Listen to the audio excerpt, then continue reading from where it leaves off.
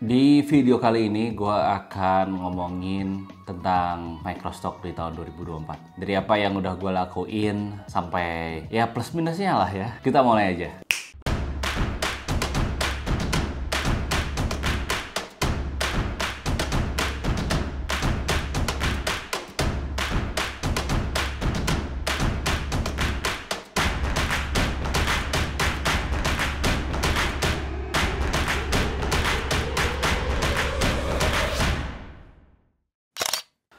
Oke, halo semuanya. Balik lagi ke channel gue di Reski Pradata. Di channel ini kalian bisa mendapatkan banyak informasi seputar dunia Microstock. Jadi pastiin dulu untuk klik subscribe karena banyak banget nih yang nonton videonya tapi nggak subscribe. Padahal subscribe itu gratis ya teman-teman. Jadi ya langsung aja klik subscribe biar nggak lupa-lupa terus. Ini tanggal 31 Desember 2024. Di penghujung tahun 2024. Gila ya udah ganti tahun aja perasaan baru kemarin. Tahun baruan di 2023 terus sekarang udah berubah menjadi 2024. Mau ke 2025. Wow. So fast. Beneran cepet banget rasanya. Tapi ya gitu teman-teman. Pasti setiap tahun tuh ada banyak banget plus minusnya ya. Ada banyak banget journey baru yang bahkan kita nggak kepikiran, oh ternyata di tahun ini kita bisa kayak gini ya. Ataupun, oh ternyata di tahun ini ada aja ujiannya. Pasti ada. Jadi, gue mau ngobrol-ngobrol santai aja. Gue nggak pengen terlalu banyak ngomongin tutorial dan sebagainya. Walaupun mungkin gue sering banget di channel ini beberapa kali bikin sharing soal tutorial. Gue nggak akan ngasih beberapa footage. Mungkin kalau ada ya gue kasih, kalau nggak ya wis lah. Jadi di 2024 ini pada awalnya gue benar-benar pengen banget di 2023 ke 2004 gue pengen banget sesegera mungkin untuk lepas landas lah. Ibarat kata segera meluncur gitu lah. Segera meluncur untuk bisa dapetin apa yang gue mau di 2024 pas kemarin 2023. Walaupun sebenarnya ada banyak banget di awal-awal 2023 yang menurut gue banyak hal yang sebenarnya menguras emosi cukup banyak banget. Jadi gue menghabiskan banyak banget di awal-awal tahun 2023 itu untuk menghabiskan untuk menghilangkan emosi karena banyak pekerjaan-pekerjaan yang harus gue ladenin lah ibarat kata gitu. Terus ya begitu udah gue pikir kayaknya ada pekerjaan yang nggak harus dilanjutin, terus ada kerjaan yang memang harus dilanjutin, ya akhirnya gue putuskan untuk decluttering. Di 2024 gue belajar sih bahwa tidak semua kesempatan itu bisa membawa teman-teman melangkah lebih jauh. Bisa jadi kesempatan itu datang karena bukan jadi kesempatan, tapi jadi satu ujian gitu loh. Jadi kadang kita pun, gue tuh berpikir ya, karena usia gue tahun ini, 2024 ini menginjak 30 tahun, gue berpikir bahwa nggak semua kesempatan harus diambil. Tapi ada kesempatan yang harus benar-benar diambil semaksimal mungkin, ada. Jadi gue belajar soal itu. Di 2024 awal gue belajar bahwa perhatikan kesempatan yang datang, apakah itu align atau sesuai dengan visi misimu atau enggak. Nah, kalau itu sesuai dengan apa yang lu harapin, maka lakuin aja. Ambil kesempatannya, kerjain aja.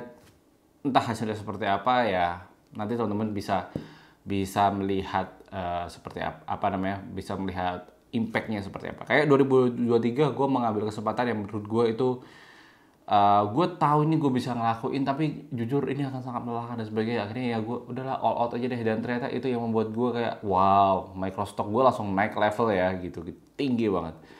Di 2024 kebalikannya, bahwa oh ternyata yang kemarin gue ambil itu membuat gue justru tersendat dan terhalang di banyak hal karena hati gue nggak penuh di situ.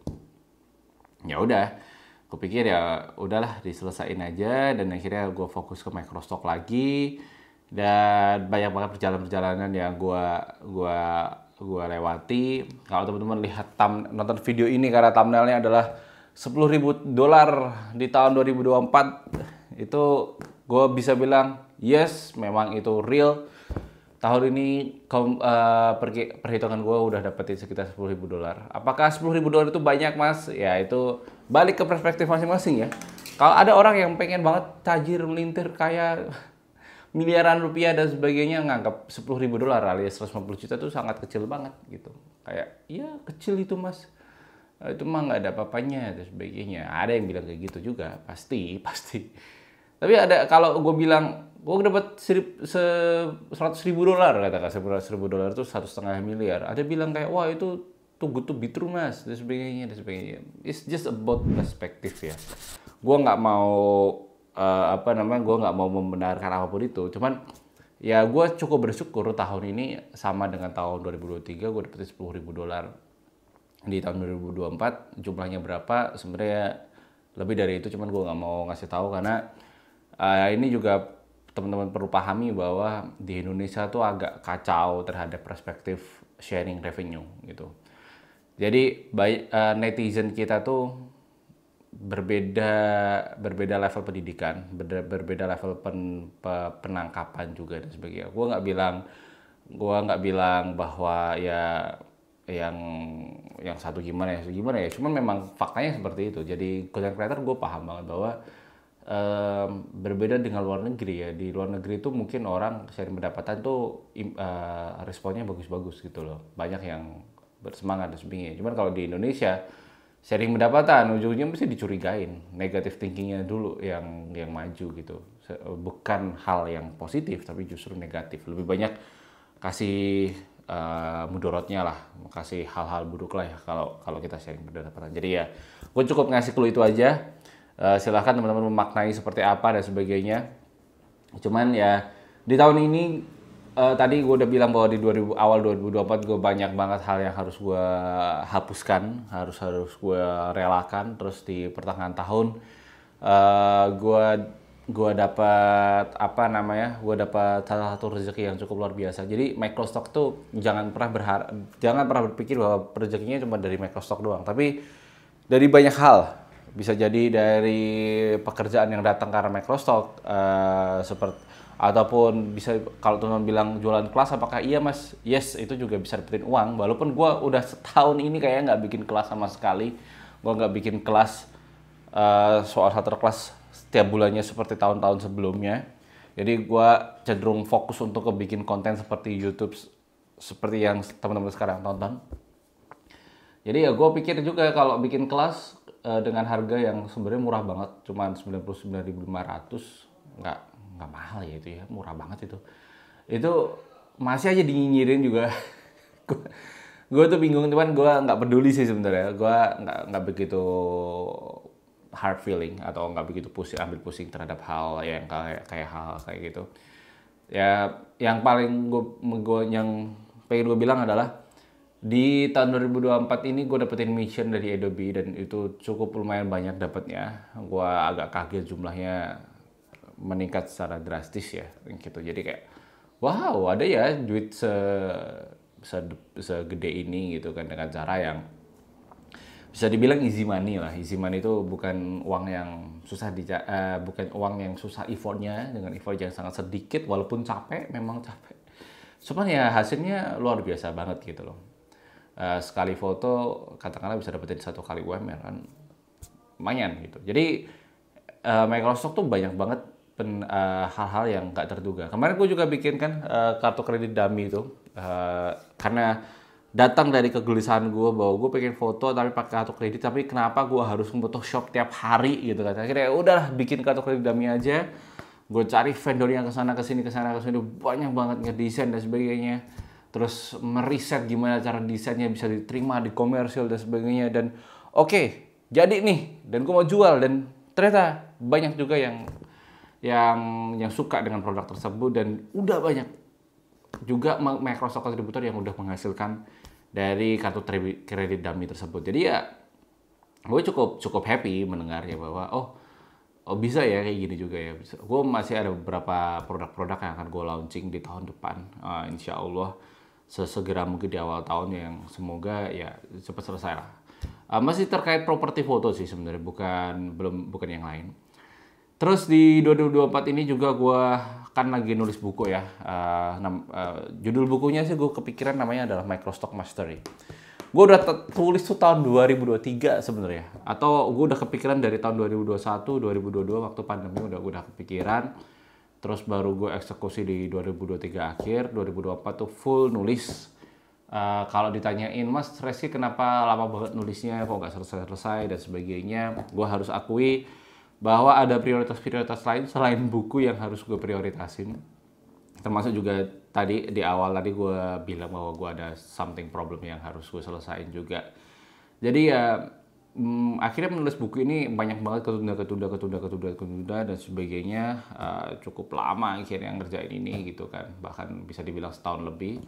Cuman dari menulis yang dengan berjeda cukup lama itu akhirnya gue paham bahwa dan gue sadar bahwa oh ternyata tulisan gue ini setelah ditinggal 3 bulan katakanlah bisa jadi masih relevan ataupun masih nggak relevan gitu. Jadi sebenarnya yang pengen gue tulis di buku Microstock Mastery ini adalah gue pengen banget buku tersebut tuh bisa jadi mindset awal ketika teman-teman bermain di dunia Microstock atau berjualan lah ya, side hustle di dunia Microstock itu ya mindset inilah yang dibawa gitu. Karena gue dulu inget gue tahun 2008 gue baca buku cara blogger. Cara blogger itu 70%-nya itu mindset. 30% sisanya adalah soal teknis. Yang dimana 30% itu udah nggak guna sampai sekarang gitu. Karena perkembangan teknologi kan berkembang terus-terusan lah. Sedangkan 70%-nya yang gue percaya di tahun 2028 sampai 2024 ke 2025 ini itu masih bisa dipakai. Bayangin, udah 15 tahun itu buku masih bisa dipakai secara mindset. Karena pada akhirnya gue paham bahwa oh yang dituliskan di tahun 2008 buku 2008 itu adalah salah satu fondasi-fondasi digital marketing.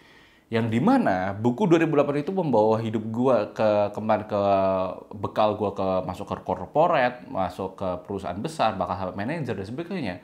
Bukunya tuh bekalnya cuma dari buku 2008 itu gitu loh.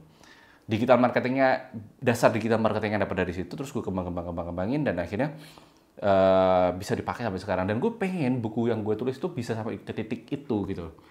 Gue bahkan di buku itu kalau kita ngomongin tutorial gue kepikiran nggak gue akan taruh di buku itu tapi di tempat yang lain gitu. Jadi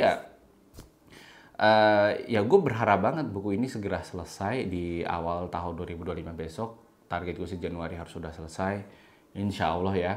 Sebenarnya secara apa namanya outline-nya udah clear, udah selesai, semuanya udah aman, tinggal ditulis aja, habis itu disatukan.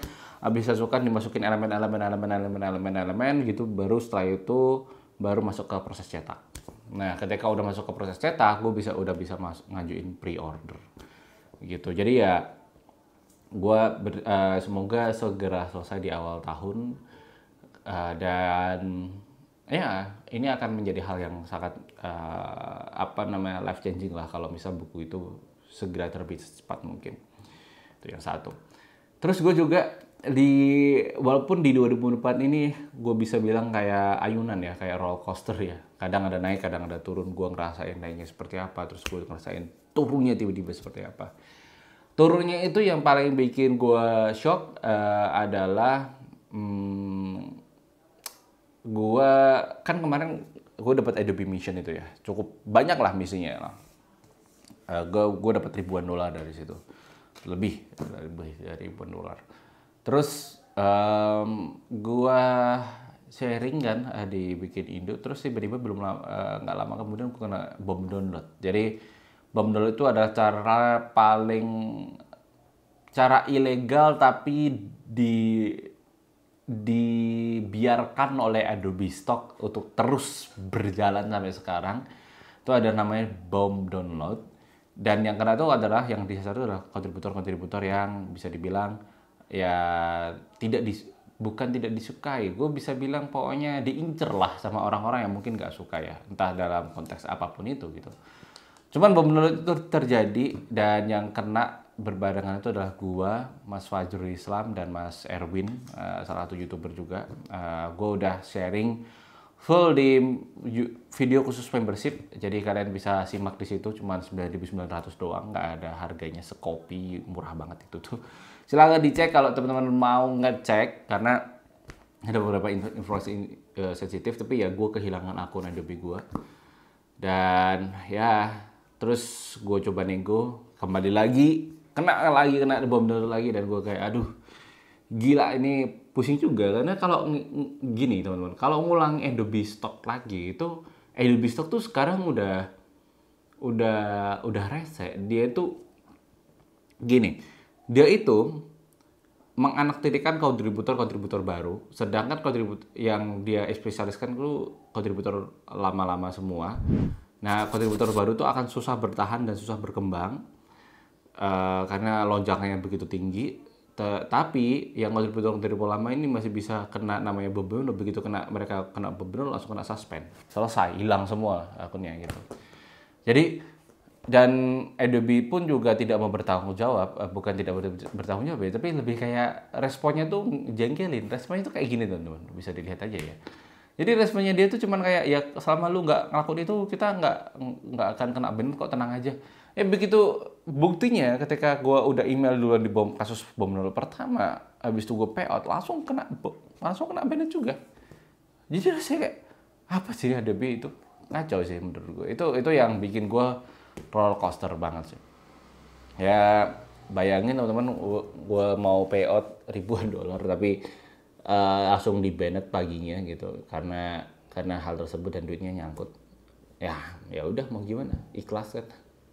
Itulah yang membuat gue akhirnya di 2024 ini kayak menarik sekali ya untuk di ini ya, untuk di selami lah, diambil intisarinya, diambil hikmahnya kalau orang pada bilang. Walaupun di 2024 gue seneng gue bisa jalan-jalan ke Labuan Bajo juga kemarin, dari uang Microstock tentunya, full 100% uang 100 dari Microstock itu gue jalan-jalan ke Labuan Bajo sama istri. Terus di 2024 juga gue bisa beli mobil juga, ya dari uang Microstock juga, lumayan lah bisa buat beli mobil juga. Dan ya pada intinya gue gini teman-teman, bahkan ya gue terkait konten gue juga, konten YouTube gue tuh akhirnya gue berpikir bahwa gue akan sedikit menurunkan ekspektasi teman-teman ke depannya. Jadi gue tahu bahwa gue adalah salah satu influencer soal Microstock yang masanya cukup banyak lah. Masanya cukup banyak, walaupun tidak lebih banyak dibandingkan Mas Fajrul Islam ataupun Mas Bima Ditya, keduanya sahabat saya. Cuman gue paham bahwa ya gue punya masa yang besar dan gue perlu memberikan pemahaman bahwa Microstock tuh nggak segampang itu. Walaupun gue bilang bahwa gue dapetin $10.000, gue dapetin bisa jalan-jalan ke Labuan Bajo ataupun bisa beli mobil, cuman gue mau bilang bahwa untuk teman-teman bisa di titik itu juga nggak akan semudah yang kalian bayangkan gitu loh. Nggak sesimpel itu juga dengan cara mau jual foto apapun itu. Cuman kalau teman-teman nggak paham, nggak mau konsisten, nggak mau belajar, nggak mau berjejaring, nggak mau berkomunitas dan sebagainya, nggak akan jadi apa-apa gitu. Ditambah dengan kasus seperti Adobe itu masih ada dan mereka masih belum menutup celah itu sampai sekarang, ya itu masih ada resiko-resiko yang harus teman-teman tanggung. Masalahnya adalah kalian mau apa nggak masuk ke dalam resiko tersebut itu. Gue lagi banyak banget bikin konten di YouTube, entah udah tayang mungkin di membership, maksudnya udah tayang sampai gue udah bikin sampai besok bulan Februari 2025. Kalau teman-teman mau akses sekarang bisa langsung join aja membershipnya, cuma 9.900. Dan gue masih ada beberapa footage video-video yang akan gue edit yang isinya adalah seputar mengkontra bahwa Microstock itu nggak semudah atau nggak segampang yang dibayangkan gitu. Karena gue pengen ngasih benar-benar pemahaman bahwa lu kalau mau sukses di sini ya jangan berpikir instan gitu. Berpikirnya tuh adalah step by step, bukan instan kayak begitu jual foto besoknya laku gitu. Gue nggak pengen orang kayak gitu. Jadi gue pengen beratin konten-konten di mana konten-konten tersebut akan merasa yang akan gue kasih tahu bahwa ya nggak gampang loh, jual microstock tuh nggak gampang gitu. Kayak gue dapet $10.000 itu nggak gampang, walaupun ada microstock kontributor di Indonesia yang bisa dapetin $10.000 lebih per bulan tuh juga ada. Di luar negeri ada yang sampai $100.000 per bulan tuh ada juga. Ya, ada yang levelnya sampai titik itu. Jadi serius atau nggak serius, apapun pekerjaannya, sebenarnya tergantung bagaimana cara kalian membawanya, bagaimana seserius apa kalian dengan pekerjaan tersebut, entah microstock lah, entah jadi YouTuber lah, content creator lah, dan sebagainya. Terserah, itu pasti ada hal yang berat gitu. Ada hal yang pasti akan jadi tantangannya gitu. Ya gitu aja teman-teman. Gue pikir 2024 ini gue tutup dengan rasa syukur sih. Alhamdulillah banget bahwa gue tidak menyangka bahwa gue di titik ini sekarang. Dan gue akan terus bertumbuh. Di 2025 gue ada plan untuk nyelesain buku. Terus gue mau nyetok lebih serius lagi. Gue mau apa lagi ya, ada beberapa hal ya, mungkin gue bikin video terpisah, entah buat membership atau enggak, gue nggak tahu lah. Pokoknya yang penting gue akan bikin video terpisah karena gue akan fokus, sepertinya gue akan sedikit menurunkan stok tipe model terutama di Mary, dan akan beralih ke isolated wet. Alasannya adalah ya di tahun depan gue akan menyambut model baru. Oke gitu ya teman-teman, thank you udah nyimak video podcast kali ini. Semoga di penghujung tahun 2024 ini bisa dapat banyak hikmah yang kita bisa ambil, dan semoga tahun 2025 mendatang kita bisa dapetin hal yang kita inginkan, entah di Microsoft ataupun di hal-hal lainnya. Kalau teman-teman boleh dong tulisin di kolom komentar mengenai apa sih yang 2024 kalian pelajari dan apa sih target 2025 ke depannya. Siapa tahu dengan menuliskan kolom komentar ini nanti kalian screenshot di pergantian tahun 2025 ke 2026 kalian bisa ngomong bahwa Mas, I did it. Aku berhasil melakukannya. Oke. Langsung aja tulisan di kolom komentar karena faktanya riset mengatakan bahwa 70% atau 20% pokoknya ada bagian persentase yang cukup lumayan besar yang kalau menuliskan goal itu jauh lebih gampang di-achieve dibandingkan orang yang tidak menuliskan sama sekali. So, tulis di kolom komentar, jangan lupa follow Instagram gue di Reski11, ikut podcast channelnya, Telegram, Instagram, WhatsApp, gue taruh link di deskripsi, dan gue kasih banyak rekomendasi alat-alat buat nyetok. Siapa tahu jadi incaran kalian di keranjang kuning YouTube, diklik-klik aja dulu biar kalian tahu harganya berapa dan sebagainya. Sampai jumpa di video selanjutnya, sampai jumpa di tahun depan, di tahun 2025. Salam cuan.